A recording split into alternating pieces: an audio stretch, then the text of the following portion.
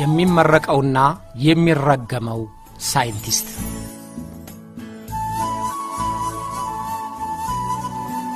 They will remember whatever I am, whatever I have done. I have saved this country from India. በመጪው ትውልድ የምታወሰው በሰራው ተግባርና በእኔነቴ ነው። ይህችን ሀገር ከህንድና ከሌሎች ሀገሮች ተጽዕኖ አድኛለሁ። በሌላ ሀገር የማይበገር የመከላከያ ኃይል አበርክቻለሁ። ይህ ህዝቡ እንዲያስታውሰኝ የሚያደርግ ተግባር ነው። So this is good enough for me and for the public to remember me.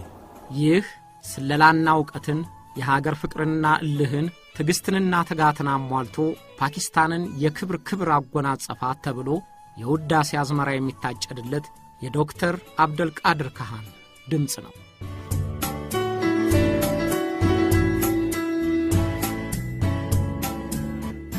ዶክተር አብደልቃድር ካህን ማለት ለሀገሩ ለፓኪስታን የኒውክሌር ቦምብ ባለቤት እንድትሆን ያደረጋት ነው። ተቀናቃኞቿ የኒውክሌር ጦር መሳሪያ ታጥቀው አይኗን ስታቁለጨልጭ የነበረችውን ፓኪስታንን አይገቡ ገብቶ አይወጡ ወጥቶ አንገቷን ቀና እንድታደርግ የሰራላት ዜጋዋ ነው። ዶክተር አብደልቃድር የቅድስናና የርኩስነት ስም የተሰጠው ሰው ነው። የሀገሩ ሰው የተባረከ ነው ይለዋል። የሀገሩ ጠላቶች ደግሞ የዲያብሎስ ቁራጭ ይሉታል። ፓኪስታንን የማያምኑ ሁሉ ካህን ቅዠታቸው ነው። እጅግ ድህነት ባጠቃት ሀገር ልማድና ባህል እግር ኮርች ባሰራት ሀገር ዶክተር ካህን የማትናቅ ሀገር አደረጋት።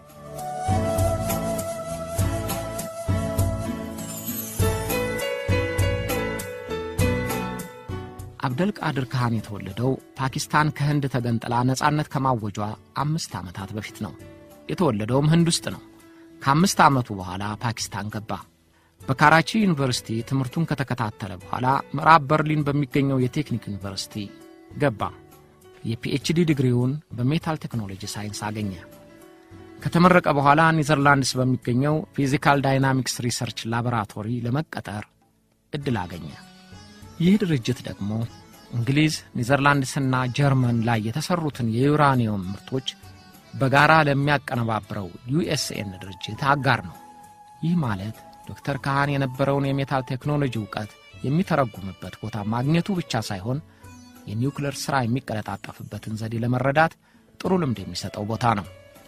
ከጥቂት ሳምንታት ቆይታ በኋላ አብደልቃድር ካህን ኔዘርላንድስ ውስጥ አልሚኖ ወዳለው ዩራኒየም ለምርት በሚዘጋጅበት ምስጢራዊ ጣቢያ ተላከ። የደች ቋንቋ የሚናገረው ካህን ኒውክሌር የሚሰራባቸውን የቴክኒክ ግብአቶች ዝርዝር የያዙትን ሰነዶች የመተርጎም ኃላፊነት ተሰጠው። ከ2 ዓመታት ቆይታም በኋላ ዩኤስኤን በከፍተኛ ምስጢር የሚጠበቁ የዲዛይን ሰነዶችን እንዲተረጉም አዘዘው። ዲዛይኑ የረቀቀ ቴክኖሎጂ የሚስተናገድበትን የኒውክሌር ጣቢያ ለመስራት የሚያስችል ንድፍ ነበር። በዛ እጅግ በከፍተኛ ምስጢር በሚጠበቀው ቦታ ካህን ለ16 ቀን ቆየ። እርሱ የታመነ ሆኖ ስለተቆጠረ አይፈተሽም። ካህን የታዘዘውን ሥራ እየሠራ ከትርጉሙ ውጪ በራሱ ቋንቋ ማስተዋሻ መያዝን አዘወተረ። እንዲህ ማድረግ በጊዜው የተከለከለ ቢሆንም ካህን ግን አልተጠረጠረም። በቀጣይ ሥራዎቹም የሚያስፈልገውን ያህል ሰነዶችን ገለበጠ። ፎቶኮፒዎች ወስዶ በልዩ ቦታ በጥንቃቄ አስቀመጣቸው። ያን ጊዜ እንዲህ እንደሚያደርግ ማንም አያውቅም።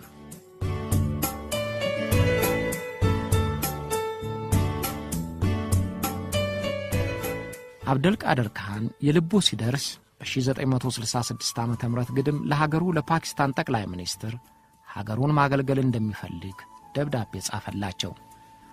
በአውሮፓ የኒውክሌር ማመንጫ የሚሰራ ዜጋ ለሀገሬ መስራት እፈልጋለሁ ብሎ ለመሪው መልእክት መላክ ማለት ብልሆች መሪዎች ይገባቸዋል።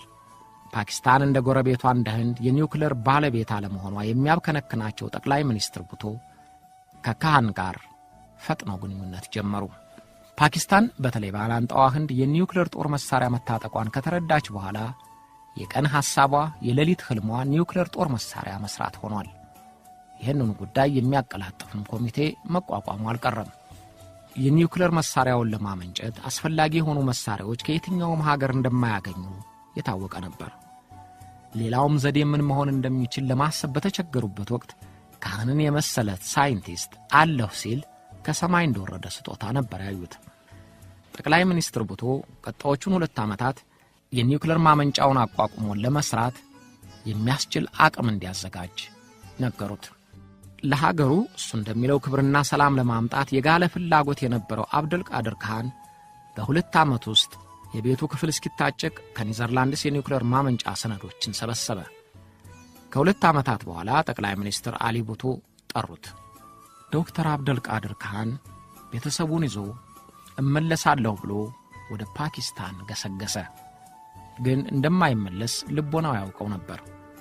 እመለሳለሁ ባለበትም ቀን አልተመለሰም።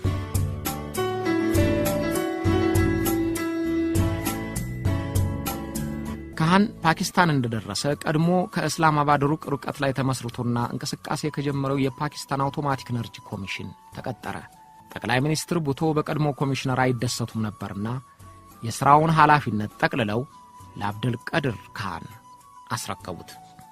የመስሪያ ቤቱ ስምም ተለውጦ ካህን ኢንጂነሪንግ ሪሰርች ላቦራቶሪስ ተባለ። የማመንጫው ቦታ ለእስላማባድ ቅርብ እንዲሆን ከቀድሞ ቦታ ተነሳ። ተጠሪነቱም በቀጥታ ለጠቅላይ ሚኒስትሩ እንዲሆን በሚስጥር ተወሰነ። ከዚያ ወዲያ ያለው ችግር አስፈላጊ የሆኑ ማቴሪያሎችን እንዴት ማግኘት ይቻላል የሚለው ሆነ። ፓኪስታን ለኒውክሌር ማምረቻ የሚውሉ ዕቃዎችን እንዳታስገባ ገደብ ተጥሎባታል። ስለዚህ ምዕራባውያን ሳያውቁ ዕቃዎቻቸውን ከራሳቸው ሱቅ ለመግዛት ስምሪት ጀመረ። የሚያስፈልጉ ዕቃዎችን ለመግዛት እንዲህ ቀላል አልነበረም። የፓኪስታን የስለላ ሰዎች የተለያዩ ማስመሳያዎች እየተጠቀሙ ዕቃዎቹ ባሉበት ሀገሮች ተሰማሩ። አንዳች ጥርጣሬ የሚፈጥር ነገር እንዳይታይ ከፍ ያለ ጥንቃቄ ያስፈልገው ነበር። ምክንያቱም በዚያን ጊዜ ኒውክሌር ለማምረት የሞከሩ እንደ ኢራቅ ያሉ ሀገሮች የተባበሯቸው ሳይንቲስቶች ሁሉ ተገድለዋል። ጣቢያውም ተደብድቧል። ስለዚህ የካህን ፕሮጀክት በከፍተኛ ጥንቃቄ መስራት ነበረበት። ካህን በነበረው በቂ መረጃ አቅም ዕቃዎቹን ከኒዘርላንድስና ከእንግሊዝ ከአሜሪካ ጭምር አሰባሰባቸው። ከሁለት ዓመታት በኋላ እጅግ ፈታኝ በሆነ ምስቅልቅል ውስጥ አልፎ አቶሚክ ቦምቡን ለማምረት የሚያስችለውን መሳሪያ አዘጋጁ። በዓመቱ የምርት ሥራው ተጀመረ። ፓኪስታን የኒውክሌር ጦር መሳሪያ ለመታጠቅ ማንም ከማያግዳት ደረጃ ላይ መድረሷም ተረጋገጠ። ይህ ሁሉ የሆነው ግን በቀላሉ አይደለም። የአብደልቃድር ካህንና የጓደኞቹ የሌት ተቀን ልፋት ነዲድ በሆነ የሀገር ፍቅር ስሜት የመቃጠል ውጤት ነበር።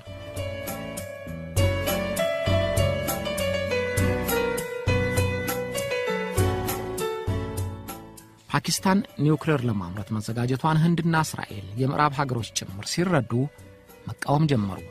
ፓኪስታን ደግሞ ከበለጸጉ ሀገሮች ተመጽዋችነት ያልወጣች ደሃ ሀገር ነችና የምዕራባውያን ቁጣ ያስፈራታል።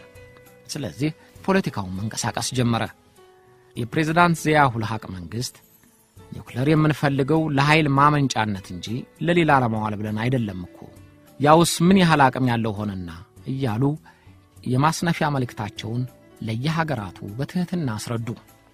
ከሁሉም በላይ ለፓኪስታን የጠቀማት ወይም እንደ ድል ሆኖ የሚቆጠርላት በዚያ ወቅት ሶቪየት ኅብረት አፍጋኒስታንን መውረሯ ነበር። የሬጋን መንግስት የጊዜው ዋና ስጋት ፓኪስታን ወደ ሶቪየት ጎራ እንዳትቀላቀል እንጂ የኒውክሌር አምራች መሆኗ አልነበረም። ስለዚህ ዛሬ እንዲህ የጭንቅ ምጥ የሚያመጡበትን የፓኪስታን የኒውክሌር ባለቤትነት ያን ጊዜ ሰማሁ አልሰማሁም አየሁ አላየሁም ብለው ቸላሉት። ፓኪስታን የኒውክሌር ኃይሉን ለማስጀመር የሚያስችሏትን መሳሪያዎች እየሸመተች መሆኑ የስለላ አገልግሎቱ ያወቀው ቢናገርም አልተሰማም።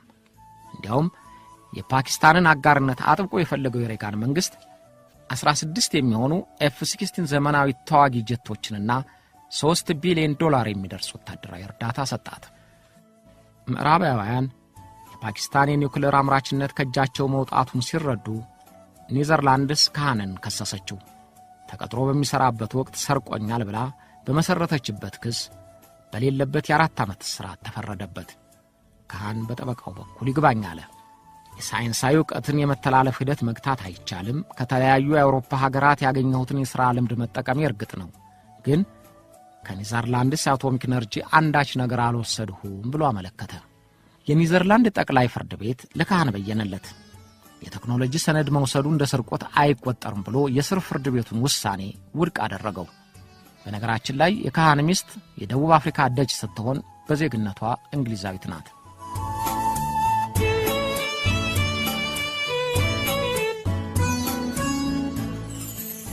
ለዶክተር አብደልቃድር ካህን ምስጋና ይግባውና ፓኪስታን የኒውክሌር ምርቷ ተጠናቆ ለሙከራ ዝግጁ ሆነች። ዕቃዎቹ ከውጭ ቢገዙም ጠቅላላ ስራው የተከናወነው በፓኪስታናውያን ነው። መቼም እንደዚህ ያሉ በድብቅ የሚሰሩ የጦር መሳሪያዎች በከፍተኛ ሚስጥር መሆኑን ታውቃላችሁ። ሚስጥር ማለት ደግሞ ከጥበቃው ሰራተኛ ጀምሮ በስውርና በግልጽ የደህንነት ሰዎች ጠቅላላውን ወጪ ገቢውን በተራቀቁ መሳሪያዎች ጭምር ይቆጣጠራሉ ማለት ነው። ጥበቃው በሁለት መልክ ነው፣ እንዳያጠፉም እንዳይጠፉም። የፓኪስታን የኒውክሌር ማመንጫ የሥራ መሪ የሆነው ዶክተር ካህን እንዴት ሊጠበቅ እንደሚችል መገመት ቀላል ነው። ከህንድ ከእስራኤልና ከማንኛውም ወገን ይደርሳል ብሎ ለተሰጋው ጥቃት ያንን ሀገሩን እንደ እንቁላል የምታየውን ሳይንቲስት ሌት በፋና ቀን በብርሃን በጥበቃ ስር ሆኗል። እንኳን የሚኖርበት የረገጠው ቦታ ሁሉ በበርካታ የደህንነት ሰዎች ላይን ጥቅሻ ያህል ጊዜ እንኳን ሳይሰጡ ይጠብቁታል። አንድ ጊዜ የካህን የጥናት ላቦራቶሪ ወደ ተባለው ቢሮ ይጓዙ የነበሩትን የፈረንሳይ አምባሳደርና አንደኛ ጸሐፊውን ከየት መጣ የማይባል ሰው ልባቸው እስኪጠፋ ደብድቦ አባሯቸዋል። ሌላ ጊዜም ቃለ መጠይቅ አደርጋለሁ ብሎ ወደ ካህን ቢሮ ጠጋለሁ ያለ የፋይናንሻል ታይምስ ጋዜጠኛ ሲሰልል ተገኘ ተብሎ በ24 ሰዓታት ከሀገር እንዲወጣ ተደርጓል። ለነገሩ ላለመሰለሉስ ምን ይታመናል? የታወቁ የስለላ መረቦች እንደሆኑ ጋዜጠኞችን አስመስለው ሰላዮቻቸውን እንደሚልኩ የታወቀ ነው። ግን ካህን በእንደዚህ ያለ ጥበቃም ስር ሆኖ ድንገት በአደባባይ የተገኘ መግለጫ ይሰጣል። ከናካቴው በ1970 ዓመተ ምህረት ግድም ፓኪስታን የኒውክሌር የጦር መሳሪያ ለማምረት አቅም አላት የሚል መግለጫ በይፋ ሰጠ። ህንድና ወዳጆቹ በቁጣና በጭንቀት ተወጠሩ። አሜሪካ ከፍተኛ ልዑክ ወደ እስላማባድ ላከች። ልዑኩ ቢል ሪቻርድሰን እዚያው ባሉበት ወቅት ካህን ሞልቶ ገፍቶ አሳፍ ለተሰኘው ጋዜጣ የኒውክሌር ቦምቡን ለመሞከር ተዘጋጅተናል የሚል መግለጫ ሰጠ። ለነገሩ ይህ ሁሉ የፓኪስታን መሪዎች ሳያውቁት የሚደረግ አልነበረም። መሪዎቹ ተቆጪዎቹን ዲፕሎማቶች ሲደልሉ ካህን ያገሩን ሰው ያነቃቃል። መቼ ነው መሞከር የምትፈልጉት አለው ጋዜጠኛው ካህንን። ከመንግስት ፈቃድ ያገኘለት አለው ባጭርና በግልጽ ቋንቋ። ይህ ማለት ሁሉም ነገር ተጠናቋል እንደማለት ነው። ፓኪስታን ማንኛውም ማዕቀብ ሊገታት በማይችልበት ደረጃ መሆኗ ሲረጋገጥ ለማኞቹ የምዕራባውያን ሀገሮች ሆኑ። ሙከራው የኒውክሌር ሚሳኤሉ በአጥጋቢ ውጤት ሲፈጸም ዓለማየ ፓኪስታን ከኒውክሌር አምራቾች ቁጥር ገባች። የኛ መሳሪያ የማጥቃት አቅሙ ህንድን ብቻ ሳይሆን የእስራኤልን ክልልም ያጠቃልላል አለ ካህን በአንድ መግለጫው።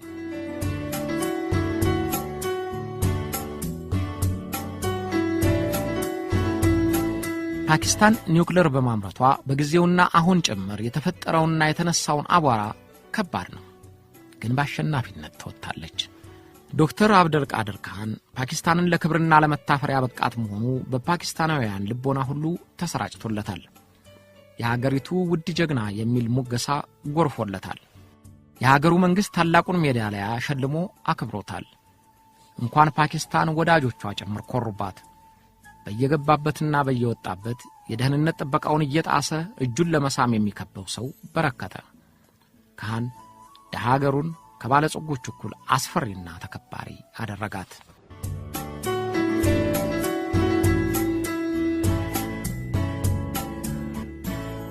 ፓኪስታን የኒውክሌር ባለቤት ከሆነች በኋላ ምዕራባውያን ተጨነቁ።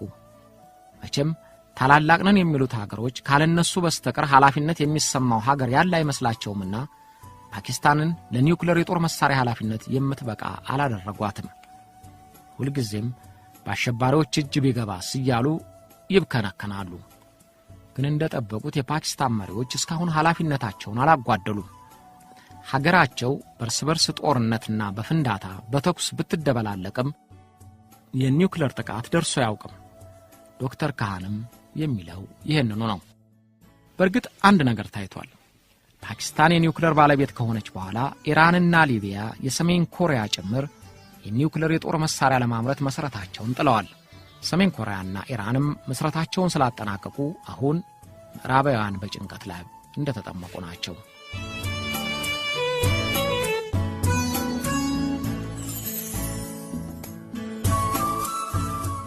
የፓኪስታን ብሔራዊ ጀግና ተብሎ የኒውክሌር ተቋሙን ለ25 ዓመታት የመራው ዶክተር አብደል ቃድር ካህን ታሰረ። በጊዜው አስገራሚ ዜና ነበር። ጀነራል ሙሻሪፍ ስልጣን ከያዙ ከጥቂት ጊዜ በኋላ ከኃላፊነቱ ተነሳ። ከ3 ዓመት በኋላ ደግሞ የቤት ውስጥ እስረኛ እንዲሆን የፖለቲካ ውሳኔ ተላለፈበት። ስለምን ታሰረ የተባለ እንደሆነ የፕሬዝዳንት ሙሻሬፍና የዶክተር ካህን ቃሎች የተለያዩ ሆነው እናገኛቸዋለን። በ1996 ዓ.ም ዶክተር ካህን በቴሌቪዥን ቀርቦ የሚያስገርም ንግግር አሰማ። ሰሜን ኮሪያ ኒውክሌር ለማመንጨት የምትችልበትን ዲዛይንና ዕቃዎቹን የላኩት እኔ ነኝ።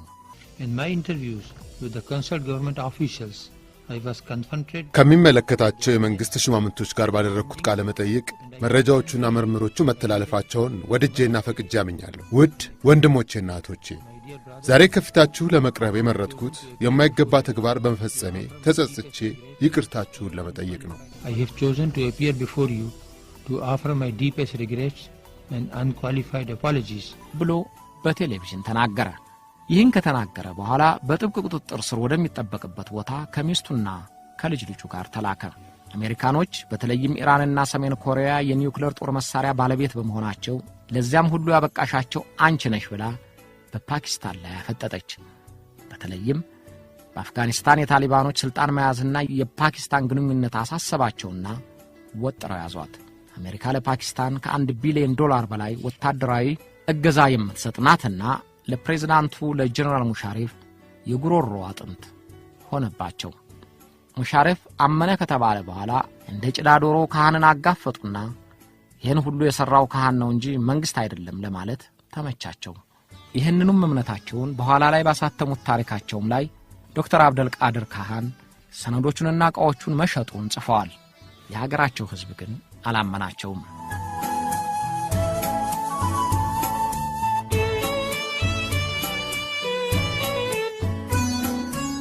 ሳይንቲስቱና ሌት ተቀን ቢሰራ አይደክመውም የተባለው ዶክተር ካህን በአንድ ግቢ ተወስኖ 4 ዓመታት ከ6 ወር ቆየ።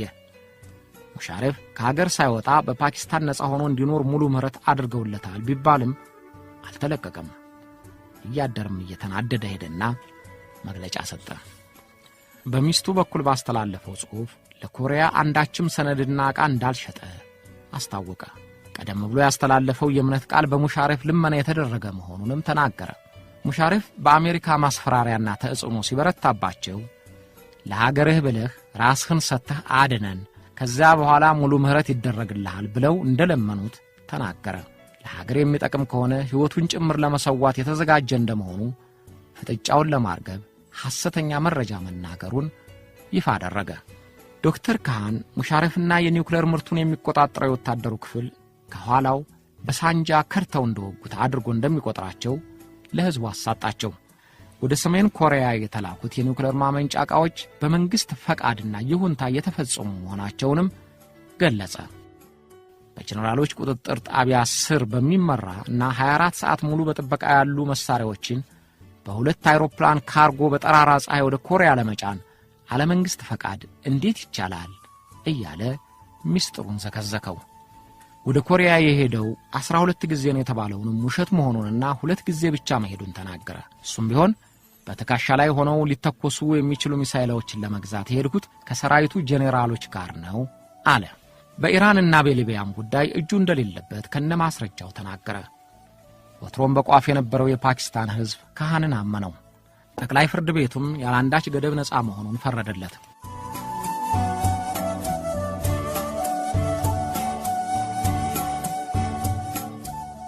ዶክተር አብደል ቃድር ካህን ከ4 ዓመታት በላይ ለፈጀው የቤት ውስጥ እስራቱ ምንም እንኳ ሙሻሪፍ ፈጻሚው ሆኑም በዲያብሎስ እየሰየሙ የሚያጥላሉት ምዕራባውያን እጅ እንዳለበት ያምናል።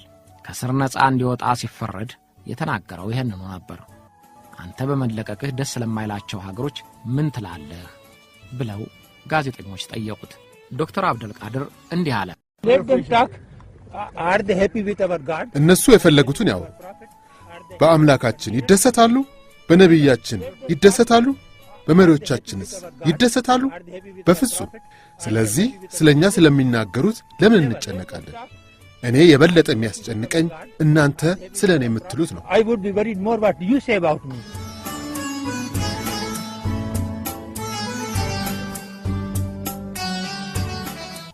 ከስር ከተለቀቀ በኋላ ለአታሚዎች ጽሑፍ እያቀረበ በእስላማባድ ይኖራል። ዛሬም በገናን ዝናው የሚያውቁት ፓኪስታናውያን ባገኙት አጋጣሚ ሁሉ አድናቆታቸውን ይገልጹለታል። እጅህን ካልጨበጥን ብለው ይጋፋሉ። በሚገባበት ሆቴል ከፍሎ አያውቅም። እርሱም ቢሆን ዝነኛነት ራሳቸው ላይ ወጥቶ እንደሚያሰክራቸውና የሚረግጡትን እስኪያጡ ድረስ በጥጋብ እንደሚታፈኑት ሰዎች አልሆነም። ጥይት በማይበሳው መኪና አይጠቀምም። የሚበላውን አትክልት ሳይቀር የሚፈልገውን ዕቃ ሁሉ በየሱቁ እየሄደ ይገዛል። እስኪ የሞትን መልአክ ያመለጠ አንድ ሰው ንገረኝ ይላል ካህን።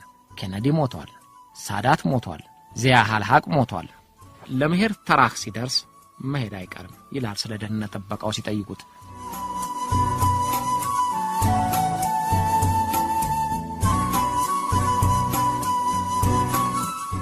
ዓለም የጥፋት ምንጭ የምትለውን የኒውክሌር ቦምብ አብደል ቃድር ለሀገሩ ለፓኪስታን ሰርቷል። ግን እሱ እንደሚለው ከሆነ ክፉ ሰው ሆኖ አይደለም። ሽጉጥ ቢኖረውም አንድ ወፍ ላይ እንኳን ተኩሶ አያውቅም። እንስሳትን ሳይቀር መውደዱ ይነገርለታል። ዝንጀሮዎችን መመገብ እጅግ ከሚደሰትባቸው የጧት ሥራዎቹ ናቸው። እኔ የሠራሁት ይላል ዶክተር አብደል ቃድር ካህን፣ እኔ የሠራሁት የሰላም መሣሪያ ነው። ግን ይህን ለማመን ፓኪስታን ኒውክሌር ቦምብ አቅም ያላት መሆኗ ወራሪዎቿን እንዴት እንደገታቸው ቀድሞ ማወቅ ያስፈልጋል ሲል የኒውክሌር ቦምቡን የሠራው ከሀገሩ ጥቅም አኳያ መሆኑን አስረግጦ ይናገራል።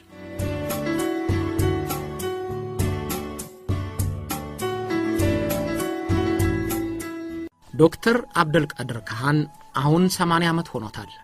ዛሬም በሀገሩ ሰው ዘንድ የተከበረና የተወደደ ሆኖ ይኖራል። ከእስላማባድ ወጣ ብሎ በሚገኘው መኖሪያ ቤቱ ከፍተኛ ጥበቃ ይደረግለታል። ዛሬም እንደ ቀድሞው ፈቃድ ያላገኘ ሰው በዚያች ግድም ድርሽ አይልም። ሳይንቲስቱ ካህን ከቁም እስረኛነት በጠቅላይ ፍርድ ቤት ትዕዛዝ ከተፈታ ወዲህ የዓለም አቀፉን የአቶሚክ ኃይል ኤጀንሲ አባላትንና የውጭ ሀገር ጋዜጠኞችን ፈጽሞ አላነጋግርም ብሎ ዘግቷል። የተከለከለ ነገር የበለጠ ያጓጓልና እነርሱ ደግሞ እንዲያነጋግሩት ሰማይ ይቧጥጣሉ። በተለይ የዓለም አቀፉ የአቶሚክ ኃይል ኤጀንሲ ስለ ኢራንና ስለ ሰሜን ኮሪያው የኒውክሌር ተከላ ሊጠይቁት በእጅጉ ፈልገው ነበር። እርሱ ደግሞ አላውቅላችሁም ብሎ በሩን ቀረቀረ። የሀገሩ መንግስትም ጉዳዩ የተዘጋ በመሆኑ አታስቸግሩት ብሎ ተባብሮታል። የውጭ ጋዜጠኞቹ እነሱ ርካሽ ዕውቅና ማግኘት ይፈልጋሉ። ሁሉም በየዘገባዎቻቸው ማጣፈጫ ይፈልጋሉ። ስለዚህ እውነት ያልሆነ አስነዋሪ መረጃዎች ያስተላልፋሉ። እኔ ደግሞ እንደዚህ አላልኩም እያልኩ ለማስተባበል አልፈልግም። የዓለም አቀፉን የአቶሚክ ኃይል ኤጀንሲ ድርጅትና የውጭ ጋዜጠኞችን ማነጋገር ፈቃድ አይደለም። በእነሱ ለመመርመር የምኖር ወንጀለኛም አይደለሁም። ስለዚህ ከእነሱ መራቅ የተሻለ ነው።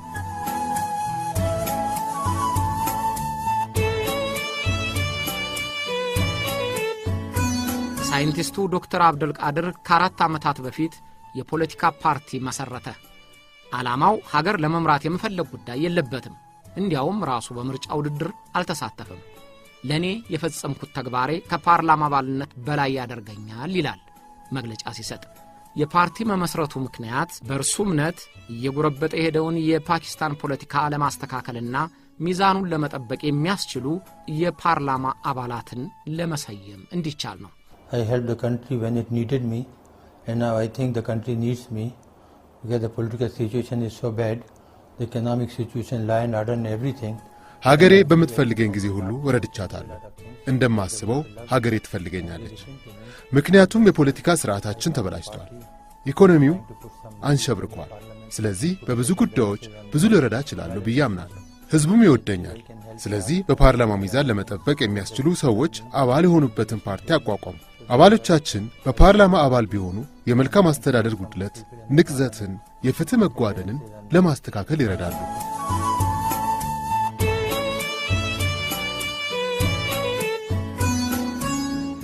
ይሁንና ከ3 ዓመታት በፊት በ200 የምርጫ ጣቢያዎች የተወዳደሩት የእርሱ የፓርቲ አባላት አንድም መቀመጫ ሊያሸንፉ ባለመቻላቸው ዶክተር ካህን ፓርቲውን በትኖታል። ከሌላ ፓርቲም ጋር እንዲዋሃድ አድርጓል። ከዚያ ወዲህ የፓርቲ ጉዳይ የመምራቱን ሐሳብ ርግፍ አርጎትቶ እንደ ሀገር ጀግንነቱና እንደ ፓኪስታን አቶሚክ አባትነቱ ይወደኛል ለሚለው ሕዝቡ አስተያየቱን እየሰጠ ምክሩን እያካፈለ መኖሩን ቀጥሏል።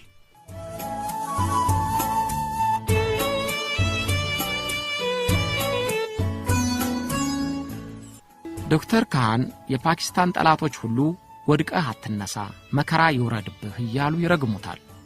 አብዛኛዎቹ የሀገሩ ሰዎች ግን ለምለም ሳር ያንቀፍህ፣ ምላስህ የጣፈጠ ግንባርህ የተፈራ ይሁን፣ ዘር ይውጣልህ እያሉ ይመርቁታል። ዶክተር አብደል ቃድር ካህን በጥቅም አልተገዛም። ፍቅረ ነዋይ አታሎት ሀገሩን አልሸጠም። ሰርቆም ሆኖ ለምኖ የሠራው ለሀገሩ ክብር ነው። ለሀገሩ ክብር ከሠራ ሰው በላይ ማን ሊከበር ይችላል?